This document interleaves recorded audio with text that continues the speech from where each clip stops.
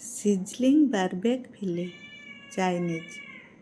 ଉପକରଣ: ଚିକେନ୍ ଫିଲେ 250 ଗ୍ରାମ, ଅଜିନୋମୋଟୋ, ଲୁଣ ଓ ଧଳା ଗୋଲମରିଚ ଗୁଣ୍ଡ ସ୍ୱାଦ ଅନୁସାରେ, ଟମାଟୋ ପ୍ୟୁରି 1 କପ୍, ଅଣ୍ଡାର କେଶର 2ଟା, ୱୁଷ୍ଟରସାୟାର ସସ୍ 1 ଟେବୁଲ ଚାମଚ, ମହୁ 1 ଟେବୁଲ ଚାମଚ, କଳା ଗୋଲମରିଚ ଗୁଣ୍ଡ 1 ଟେବୁଲ ଚାମଚ, ଚୁନି ଚୁନି କଟା ହୋଇଥିବା ଅଦା 1 ଟେବୁଲ ଚାମଚ, ଚୁନି ଚୁନି କଟା ହୋଇଥିବା ରସୁଣ 1 ଚାମଚ, ଚୁନି ଚୁନି କଟା ହୋଇଥିବା ସେଲାରି 1/2 ଟେବୁଲ ଚାମଚ, ସୋୟା ସସ୍ 1/2 ଟେବୁଲ ଚାମଚ, ତେଲ ଛାଣିବା ପାଇଁ ଯେତିକି ଦରକାର, ଚୁନି ଚୁନି କଟା ହୋଇଥିବା ପିଆଜ 1 କପ୍।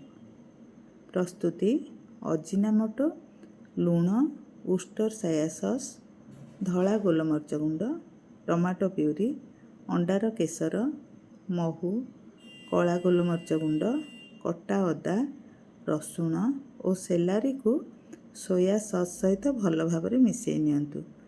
ଚିକେନ୍ ଫିଲେଗୁଡ଼ିକୁ ଏହି ମିଶ୍ରଣରେ ଘଣ୍ଟାକ ପାଇଁ ବୁଡ଼ାଇ ମ୍ୟାରିନେଟ୍ କରନ୍ତୁ। ଏଥର ତାୱାରେ ତେଲ ଗରମ କରି ମ୍ୟାରିନେଟ୍ କରାଯାଇଥିବା ଫିଲେଗୁଡ଼ିକୁ ଭାଜି ନିଅନ୍ତୁ। ଅନ୍ୟପଟେ ସିଜଲର ପ୍ଲେଟ୍ ଗରମ କରି ସେଥିରେ ଅଳ୍ପ ତେଲ ଓ କଟା ପିଆଜ ନିଅନ୍ତୁ।